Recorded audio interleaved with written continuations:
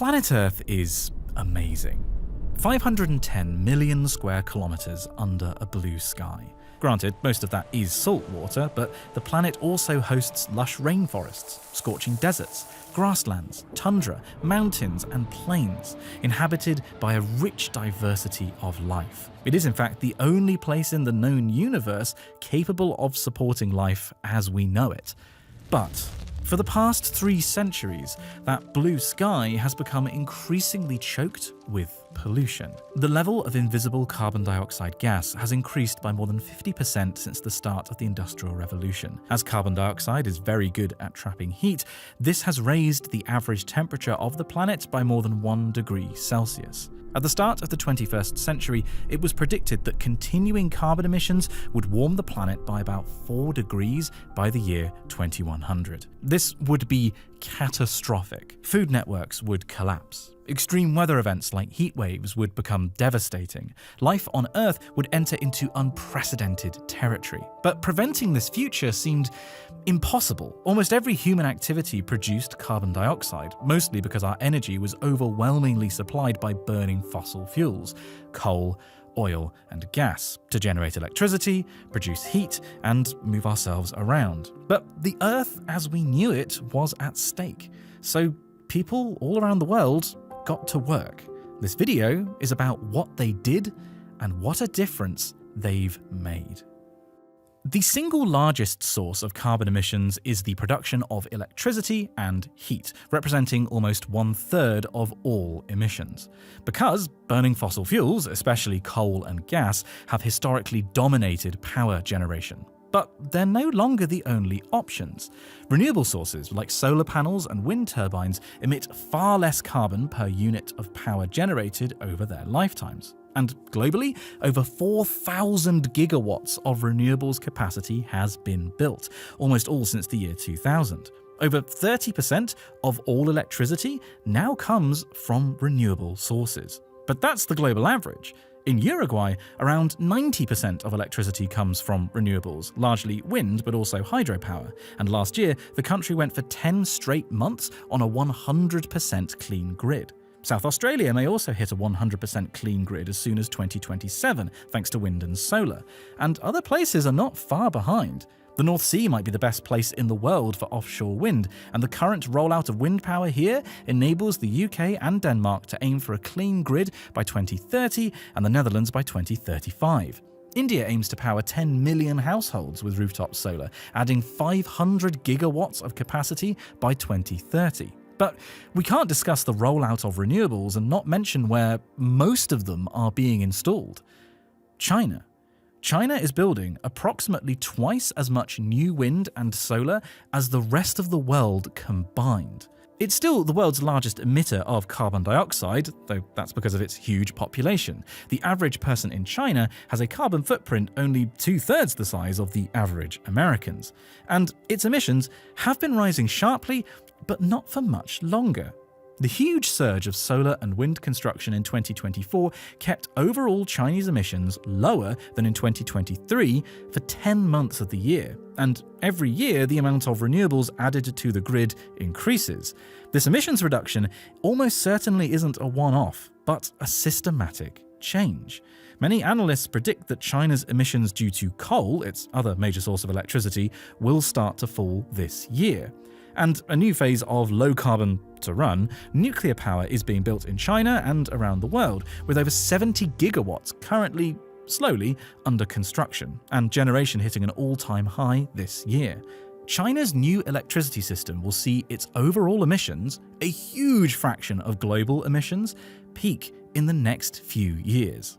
It may feel like we have made no progress in the fight against climate change, but the power sector shows that is not the case. In fact, carbon emissions due to generating electricity likely already peaked 2 years ago, and will fall even under high forecasts for growth in demand, such as for AI. We're just building that many renewables and investing that much in grids and storage to overcome the intermittency of renewables. In Chile, the Oasis de Atacama project is being built, a 14.5 gigawatt-hour battery, enough to power peak demand in the country on its own. But peaking electricity emissions is not the same as overall emissions peaking, because not everything runs on electricity. The next two largest sources of emissions are heating and transport. Around the world, most people heat themselves and water by burning a fuel, often natural gas, in a boiler, and move themselves around by burning an oil-based product, like petrol, in an engine. This has long been the case, but in some parts of the world, alternative approaches are now more popular. And where they are more popular tells us something about the near future. Let's look at China and Norway. In Norway, most households are not heated by a boiler, but by a heat pump, a fridge running in reverse, basically, powered by electricity. And last year, 9 out of 10 new vehicles bought in Norway were EVs, with the country set to phase out the sale of non-electric vehicles soon, maybe even this year. Meanwhile, in China, most cars now sold are electric or hybrid. Uptake has just exploded in recent years. That's partly because China dominates the manufacture of EVs, but also because of what it has in common with Norway: cheap electricity. In Norway, it comes from hydropower, in China, from solar and wind. Where electricity is cheap, it just makes financial sense to electrify heating and transport. In fact, while on average around the world, a little over 20% of all energy is used as electricity, in Norway it's 47%. In Guangdong province, it's 49%, and in Zhejiang province, it's 51%. As renewables, particularly solar, roll out across the world, the price of electricity will fall, making electrified systems, such as in transport and heating, but also industrial processes, much more appealing.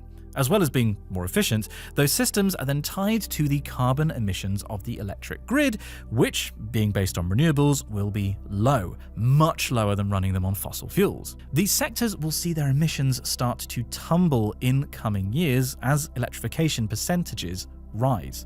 Of course, decarbonising transport is much more complicated than just replace cars with electric cars. You can watch my whole video about that. And this process can be accelerated with appropriate government policies. This has happened in China and Norway, but now elsewhere too. In East Africa, Ethiopia banned the import of internal combustion engine vehicles in 2024, encouraging the development of EV infrastructure. While in Kenya and Rwanda, policies are building charging stations and shifting both public transport and two-wheel mobility, like scooters, to electric vehicles, both to reduce emissions but also improve the poor air quality in cities. A win-win. The world has made huge progress reducing emissions from power generation and, to a lesser extent, heating and transport. At the start of the century, scientists predicted 4 degrees of warming, maybe more, by 2100. Now, based on current actions by our governments, we will most likely see between 2.2 and 3.4, with the best guess being 2.7, degrees of warming. Global emissions may have already peaked, and if not, will do so soon. Emissions in advanced economies are already back to their levels from 50 years ago. That's huge, but obviously still not enough. At 2.7 degrees, we will still see enormous negative impacts on wildlife, agriculture, and public health. Every 1/10 of a degree of warming extra makes the world a more unstable, dangerous place. But that 2.7 degrees is based on real-world government policies, what we're actually doing now. It doesn't account for increasing our ambitions or recent innovations becoming practical at scale. If government's announced 2030 targets are reached, along with any legally binding longer-term targets, we're likely looking at 2.1 degrees by the year 2100. Yes, that's still too high. But every 1/10 of a degree makes a difference. And there are many areas where we've only just started to see real alternatives to the status quo, practical ways to reduce emissions in the coming decades. We haven't, for example, talked about iron and steel. Long labelled as hard to decarbonize because of the huge energy required to melt iron, supplied by burning coal, the industry represents around 7% of all emissions. But In recent years, alternatives to coal have become economical and supported by government policy, such as using green hydrogen and using electric furnaces, which can of course be powered by clean sources, producing green steel. Globally, 43% of planned new steel furnaces are electric. And China, which produces half the world's steel, now only approves new electric furnaces that process scrap metal. Cement is another industry with a large carbon footprint, only slightly less than steel, due to its energy-intense production, but also the fundamental chemical reaction that produces cement, releasing CO2. Some are pushing the industry to change the recipe for cement, but as it's the second most traded commodity in the world, only second to water, that's a tall order. So the industry will likely need to rely on carbon capture units being retrofitted to existing cement plants. And these already exist. They are currently being slowly implemented. I actually made a video visiting one of them.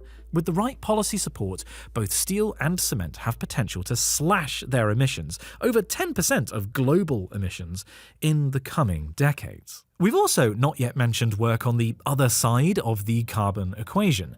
By protecting natural carbon sinks, like forests, we not only suck more CO2 out of the air, but also reduce emissions of carbon through deforestation, and of course, protect biodiversity. And since the year 2000, carbon emissions due to land use change, about half of which is due to deforestation, have reduced by 30%. In the Amazon, deforestation has halved in the past 2 years. All around the world, small local projects seek to restore lost tree cover, plant new mangroves, and protect land from development. There are also enormous projects like 1 billion trees in New Zealand and the Great Green Wall of Africa, though these have many problems of their own. Deforestation is still occurring at far too fast a rate, but slowing it in the tropics has been a quiet, small victory for the past few decades that looks set to continue. And in temperate regions, we've actually been net gaining forest cover since the year 2000. Clearly, it can be done. Working with, rather than against, natural systems will play a key role in our trajectory this century. But you may have noticed something about this video. An area of the world where no large projects have been mentioned. What about America? Here, emissions have decreased by 20% since the year 2000. But earlier this year, the US elected Donald Trump back into the White House, who made it clear that climate change was not a priority, that environmental protections will be rolled back, and that the country will leave the Paris Agreement again. This is obviously going to have negative impacts on emissions, both in America and around the world. Confidence in climate progress has been shaken. Many seem to believe that his re-election has killed the clean energy transition, slamming the door on our future. This is not true. For one thing, America represents around 1/8 of global carbon emissions.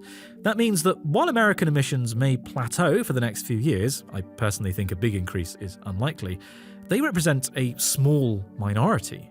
And as we have seen, other large emitters like China and Europe are making ambitious plays to reduce their emissions. But more importantly, do you know where else is investing huge amounts into renewables that we haven't mentioned yet either?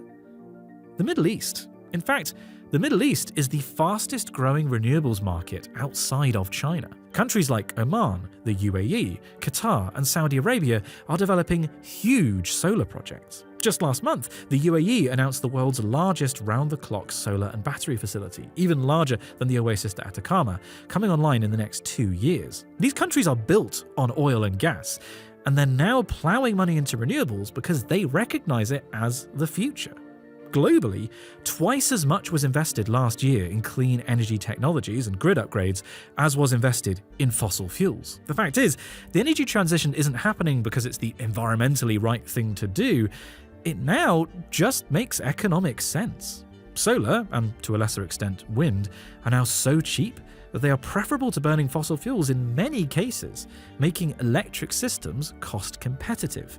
It's for this reason that heat pumps will continue to outsell gas boilers in the US. Individual states will continue rolling out renewable power generation and investing in geothermal power. The US has the real potential to lead the world here, and after all, it does involve drilling, baby. Drilling. One person even if they are the most powerful person in the world, is not going to derail the transition to clean energy and, by extension, massively reduced carbon emissions.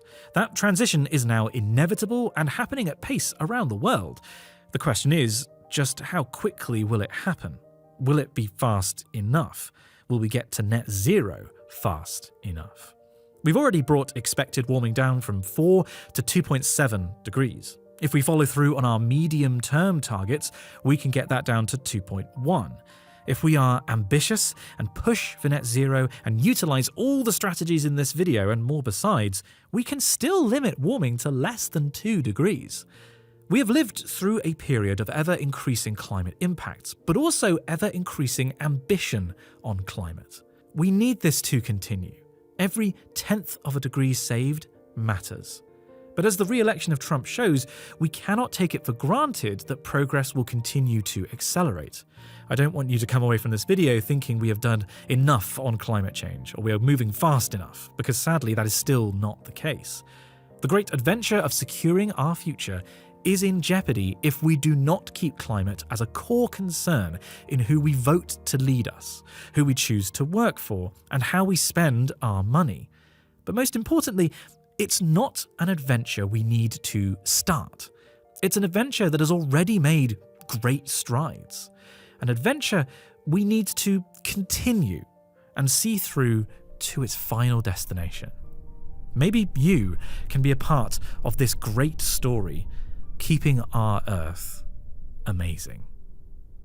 I built this 1 to 100 million scale Earth from scratch over the course of 2 weeks, and also filmed the process. So if you would like to see an extra video of me talking through how I made this, you can watch that right now if you have a Nebula subscription. I post all my videos on Nebula a day before releasing them on YouTube, as well as exclusive content like this model making video, but also me playing Daybreak with a team of climate scientists, and a whole documentary about making my new YouTube studio. All of these videos can be watched ad-free, downloaded to your device to play it offline, and each view of a video on Nebula supports me as a creator more than each view on YouTube because of how Nebula works. It's a collective of hundreds of video creators who co-own the platform and who share the revenue subscriptions users pay based on the watch time their channels get.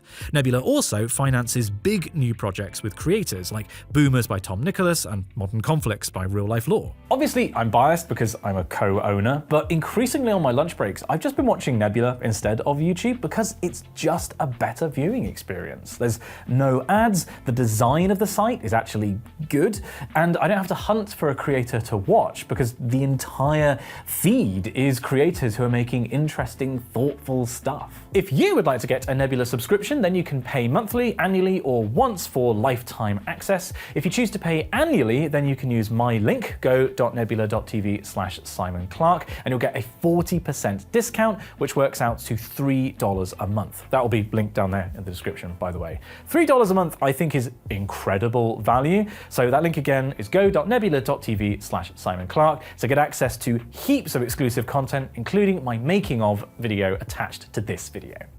Thank you for watching, and a massive thank you to JD, who 3D printed most of the icons that you saw me place around the globe. You may have heard of JD's band, they're called the Longest Johns. Her sisters died from Perg and mine, but she'll run for decades more. She'll run for decades more. And also thank you to Nick from the Progress Playbook for chatting to me and suggesting some of the projects featured in this video.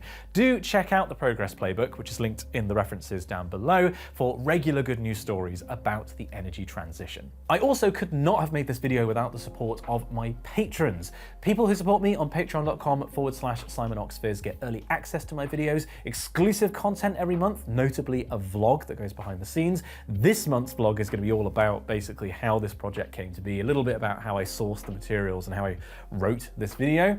So if you'd like to watch that, and if you would like to vote on a video topic a month, which you can do at the producer tier and above, then you know where to sign up. It's down there in the description, patreon.com/SimonOxFizz. And this just in, this body of water will now be known as the Gulf of Zak Subin. Wait, no, sorry, it's been changed. The Gulf of Ali Pasha Sadri? No, wait, I'm just hearing it's actually the Gulf of Dan Hanvi. Thank you so much for supporting my work. If you like this video, then please consider checking out a previous video I made in a similar style, looking at how we can turn cities into carbon sinks. If you like this video, then please do the YouTube pleasantries, drop it a like, share it with somebody who you think will also enjoy it. And that just leaves me to say thank you once again for watching. I'll see you in the next one.